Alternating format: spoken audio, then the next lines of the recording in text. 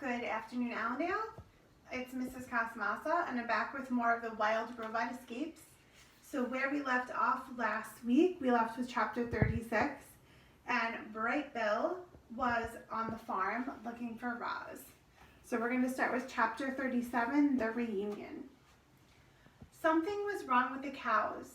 Their excited moos echoed out from the barn and across the farm. Roz sent the milk truck away for its evening deliveries and hurried off to see what the ruckus was about. When she stepped into the barn, she found the entire herd crowded together.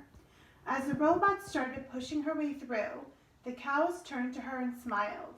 And then Roz saw him, her beloved son, Bright Bill. As you know, reader, robots don't feel emotions, not the way animals do. But in that moment, in that barn, nobody had any doubt about how Roz felt. She rushed forward and scooped her son into her arms. "Bright Bill," she cried, "is it really you?"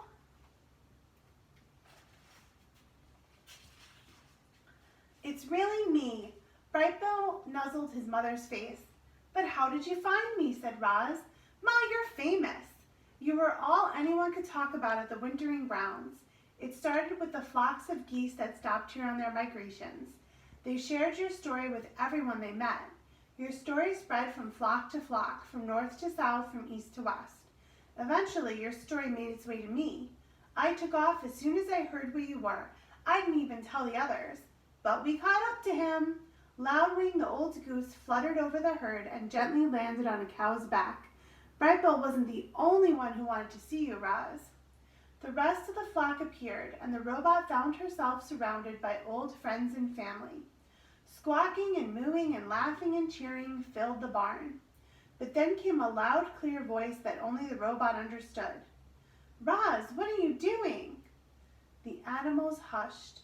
Roz slowly turned around, and there were Jaya and Jad standing in the doorway. The children had seen everything.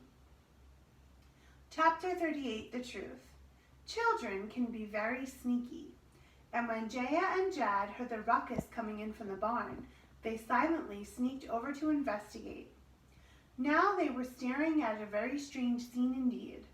Roz was standing in the middle of a barn, surrounded by the entire herd of cows. For some reason, a flock of geese was there as well, and one of the geese was being cradled in the robot's arms. But what most confused the children were the wild animal noises that Roz had been making. The thing is, children aren't just sneaky, they're also smart. And it didn't take long for Jaya and Jad to make sense of that strange scene. "Those stories Roz told us about the robot on the island," Jad said to his sister, "they were about her." "That goose in Roz's arms," said Jaya to her brother, "must be her son." All of Roz's stories came flooding back to the children. The robot, the island, the wild animals, the adventures.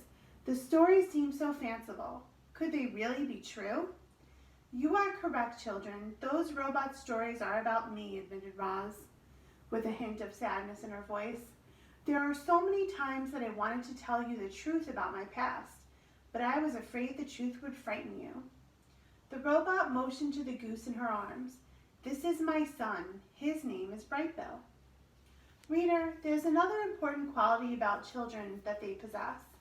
In addition to being sneaky and smart, they're also compassionate.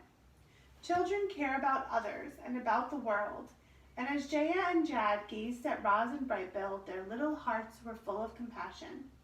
"Please do not tell your father about me," said Roz. "To him I'm just a machine. If he learns the truth, he will send me back to the factory where I will be destroyed. But you must do what you feel is right. My life is in your hands now." The children looked at each other and smiled. "Don't worry, Roz," said Jaya. "Your secret is safe with us," said Jad. Chapter 39, The Allies. Jaya and Jad would do anything to have their own mother back, so they understood how happy Bright Bill and Roz must have felt in that moment. But they also understood that this happy moment couldn't last forever. Bright Bill couldn't live on the farm, and Roz couldn't be her true self around their father. Life seemed so unfair. The children knew what needed to happen. "Roz, you need to go home," said Jaya. You need to be with your family and your friends and your island, said Jad. I wish I could go home, but your father would never allow it, said Roz. Just run away, said the girl. I ran away once and it was easy, but then I started feeling hungry, so I came home and made myself a sandwich. Running away might be easy for you, but not for me, said Roz. Your father can track my movements.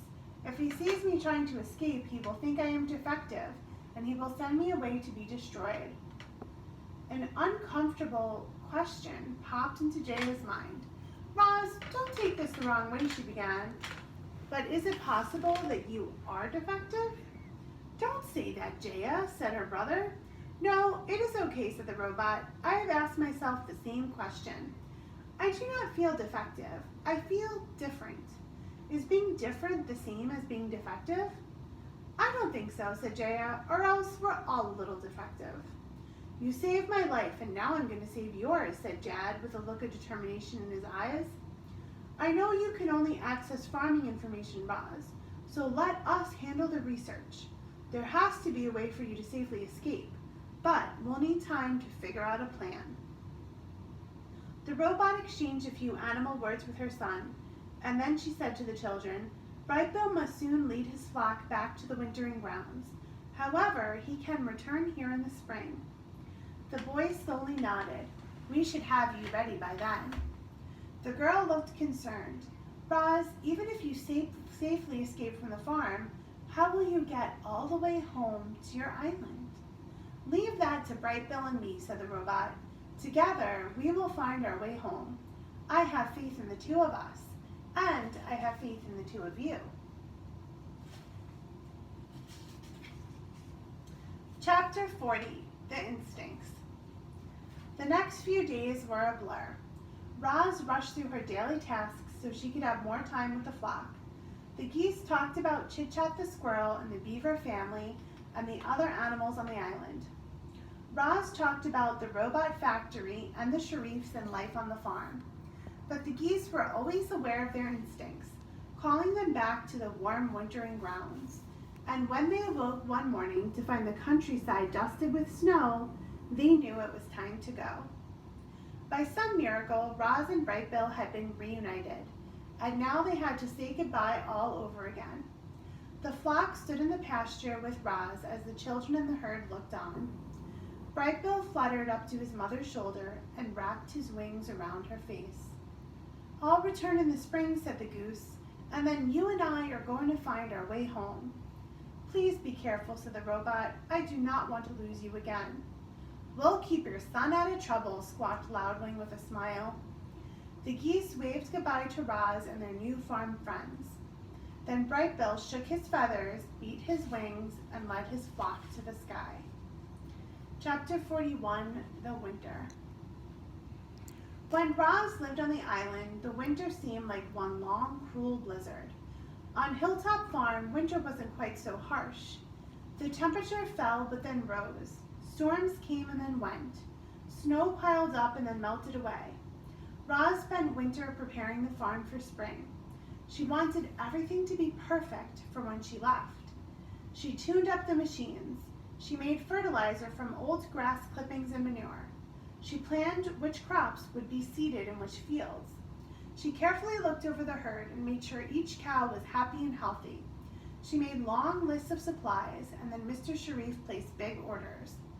The herding machine hauled bales of hay into the pasture, and the cows gathered around to eat, steam puffing from their mouths. Some of the cows were dried off and couldn't be milked again until after the calving season. Others went into milking parlor twice a day as usual. Bottles were filled, boxes were loaded, and the milk truck rolled away on its next delivery run. No matter the season, the dairy farm just kept chugging along. Every day after school, Jaya and Jad ran to their bedrooms and got right to their homework. And when their homework was finished, their secret studies began.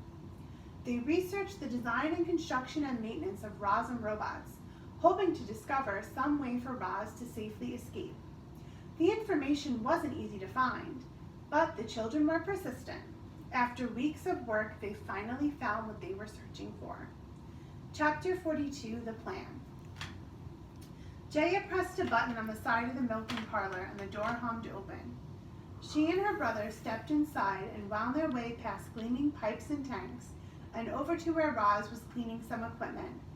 "We found a diagram of your design," said Jaya. "We think we can help you escape." "The problem is your transmitter," said Jazz.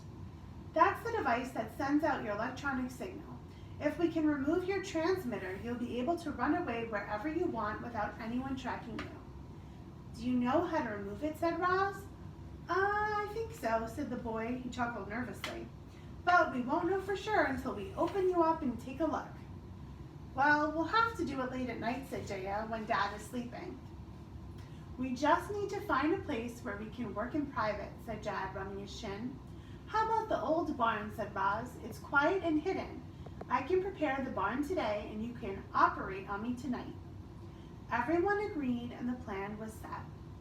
Chapter 43, The Operation. Midnight and the children were wide awake in their beds.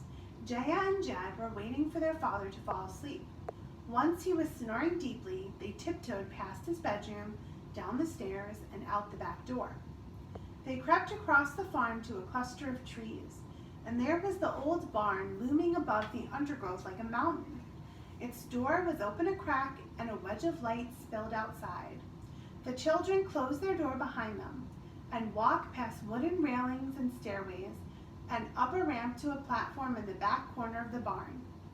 Lanterns hung from the walls and cast their soft light upon a large table. Standing behind the table was the robot. "Hello, children," said Roz. "How do you like our operating room?" "It's a little dark, but it'll work." Jad pulled his computer from his pocket. He brought up the diagram of Roz's body, his face tightening with worry. "We've never done anything like this before." "Just do your best," said Roz, patting him on the back. "That's all I can ask of you." The robot unfastened her tool belt and draped it over a railing. Then she lay flat on the table. It was time to begin. Jaya looked up at Roz. "All set?" Roz looked at Jaya. "All set." The girl felt under the robot's head and found the button with her fingers and pressed it. Click! Roz's body relaxed. Her quiet whirring slowly stopped. Her eyes faded to black. Jad took a deep breath, then he grasped the robot's head in his hands and twisted until, thwip, it popped off. In the smooth socket where the head had just been was another button. Jaya pressed it and the robot's chest opened up. They peered into the hollow chest cavity and saw a tangle of tubes connected to a grid of boxes.